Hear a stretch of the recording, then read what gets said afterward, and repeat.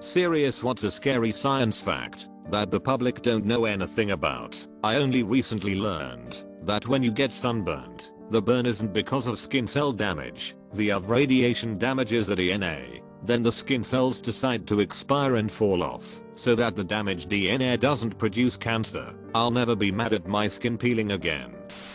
That you should never use bleach to clean cat pee. The combination creates chlorine gas that is very toxic. The plague is still out there. The bubonic plague is endemic in many parts of the world, but cases are very rare because we've got it pretty well handled. If there's a general breakdown in society like a nuclear war, supervolcano eruption or asteroid impact, it's out there waiting to come back. Scientists don't know exactly how acetaminophen works to relieve pain and reduce fever. They have an idea but nothing for sure, but yet it's the most commonly used pain reliever in the world.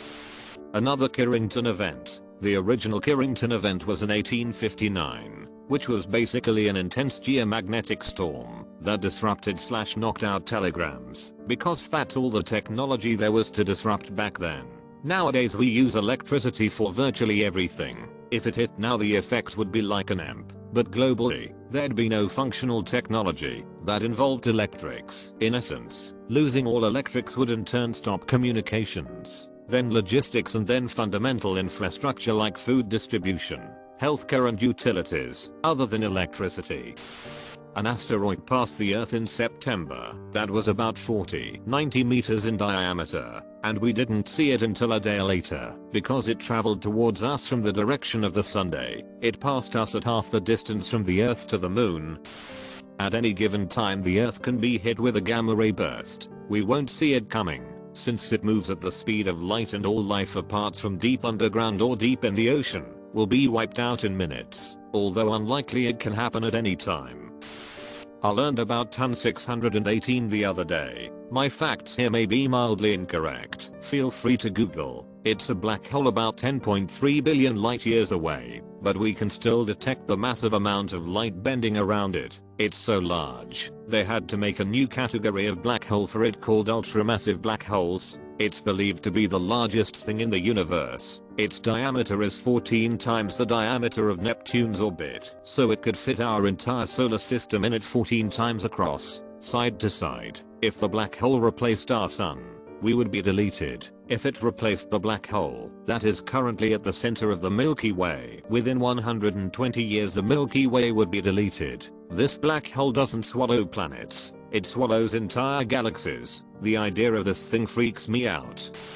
If my college biology professor wasn't completely misinformed, most humans have some form of parasite living inside them, some variety of worm, etc. There are just creepy crawlers in our insides, and we might never notice them. The one that came closest to giving me nightmares was hookworms, although the thought that you could have heartworms kind of messed with me, too. Evidently, they are not just for dogs. Approximately 60%, in some reports, of the world's population have the parasite Toxoplasma gondii in their brain. For a long time it's thought to have been a benign presence, but recent statistical research shows that it may have an impact on things like levels of anger and rates of accidents. When gondii is on rats, it changes their behavior so that they find the smell of cat urine appealing, so they find cats and get eaten. In the gut of the cat the parasite can reproduce. The United States has lost and never recovered at least 6 nuclear devices.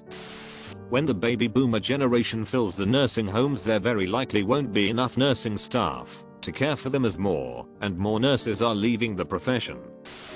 So many people will struggle with infertility. It's not talked about or really discussed in middle school or high school in health class. When it happens, it's such a shock to the families and they are completely unprepared. The numbers are going up as well. Statistical 1/4 pregnancies end in miscarriage, which is pretty high, but again, miscarriage isn't discussed. We've scoured the ocean mostly clean of life, like the major fisheries are down something like 80% from their peaks, and nobody is doing anything about it.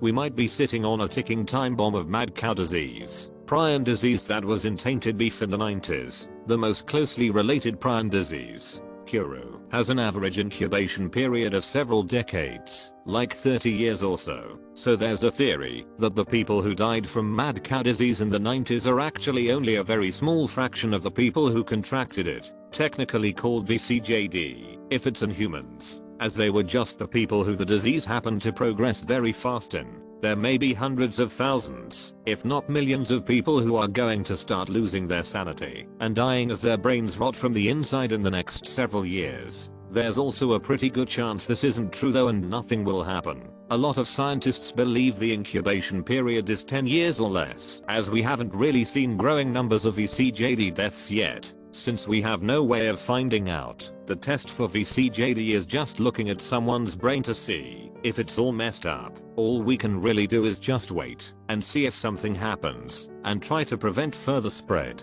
The longer nothing happens, the more probable it is that there's no issue. But that's why blood donors from Europe/the UK were banned outright. If a bunch of people do have it and donated blood, things will be bad to say the least. Although they'll already be bad when the UK life expectancy drops a decade.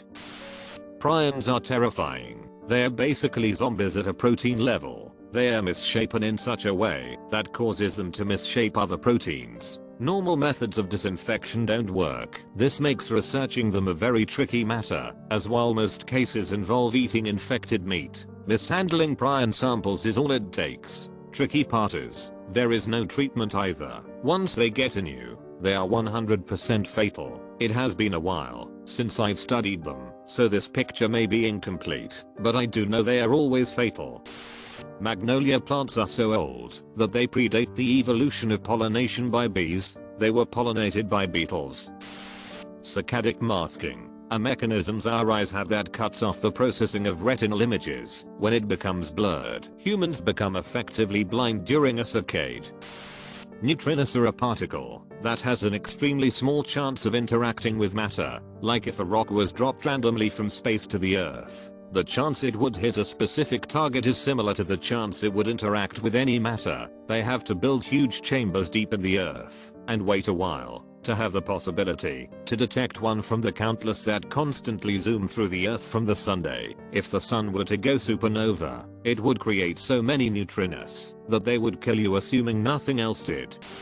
Reverting global warming does not unmelt the South Pole. Antarctica is a giant ice mountain, size of America plus Canada, average 1 kilometer thick, on top of land that is studded by plates of ice in the sea. Think of a very slow moving pudding held in place by a little edge. All the modeling suggests that once you lose those plates, eventually all the ice will slide into the water. To refreeze the plates once they are gone, you need an ice age of about -2 Celsius to pre-industrial, or -3 Celsius to current. There is a 70 meter of sea level rise of ice on the South Pole. The models swing widely on how long it takes to melt on a bunch of factors, but it could be less than 2 centuries for the first 10 meter. So either we geoengineer to cool at least the South Pole by a tremendous amount, or to hold the ice in place, or in time all coastal regions are lost. The plates are still in place, but the warmest one is showing signs of stress and thinning.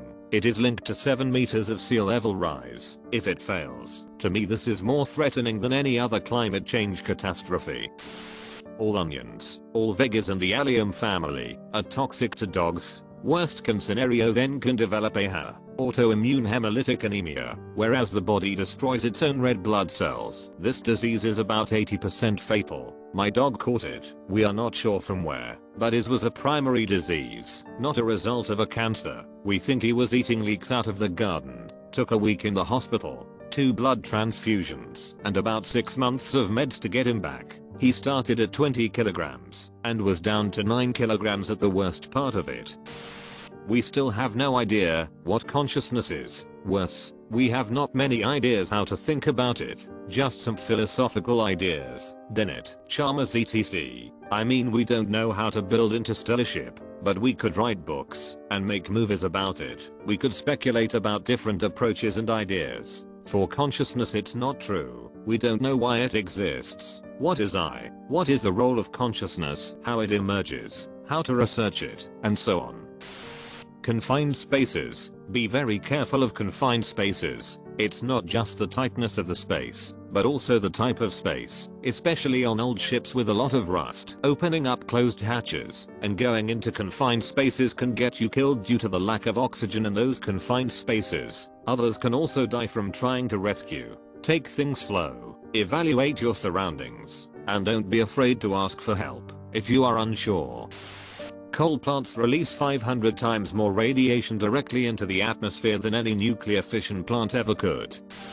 A study by MIT in 1972 predicted that society will collapse one way or another during the 2040s. An economist in 2012 reviewed it, and he said we are right on track with their trajectory. They had many scenarios, but the one that is playing out is that pollution is making more and more land infertile, which makes it harder to grow food. If the prediction pans out, eventually we won't have enough food to feed everybody, which will start a series of events that will lead to the collapse of society.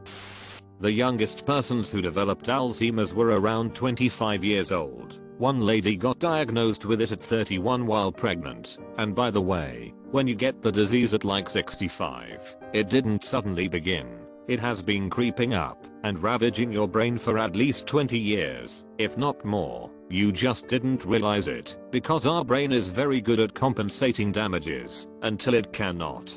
Basically, the day you lose yourself in the supermarket, it's too late. Your brain is mostly mush and there is so far nothing you can do. That means that if you are 40 to 60 years old and reading this, chances are that some of you already started to experience the onset of Alzheimer's brain degeneration. It's just not advanced enough for you to realize it. Have a nice day.